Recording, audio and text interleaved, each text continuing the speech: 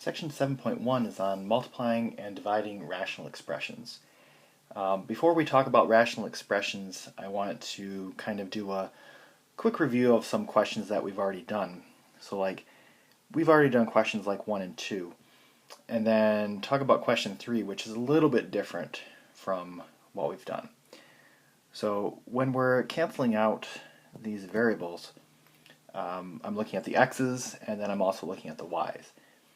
So x to the 3 over x to the 2, two of them cancel out and I have an x left over.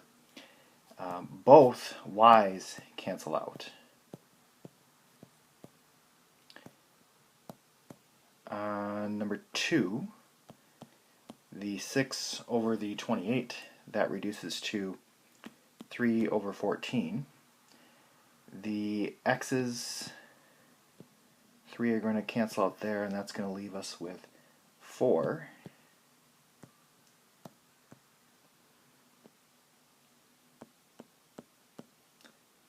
And then 2 y's cancel out, and that leaves us with 3 y's.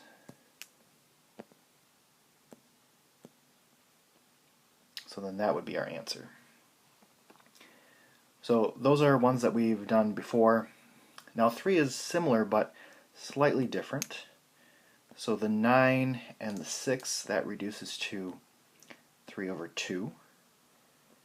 The A is going to cancel out with one of the a's on the bottom, leaving us with an a on the bottom. The b squareds are going to cancel out. Now this is what's new. We have a b plus 3a.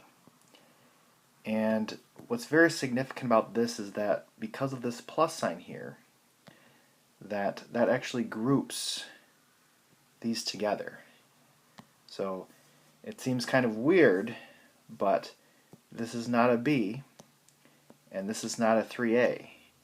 This is a b plus 3a. It needs to be treated as a group for canceling purposes. And the only thing that will cancel out with a b plus 3a is another b plus 3a. And we don't have another b plus 3a. So that's just going to carry across.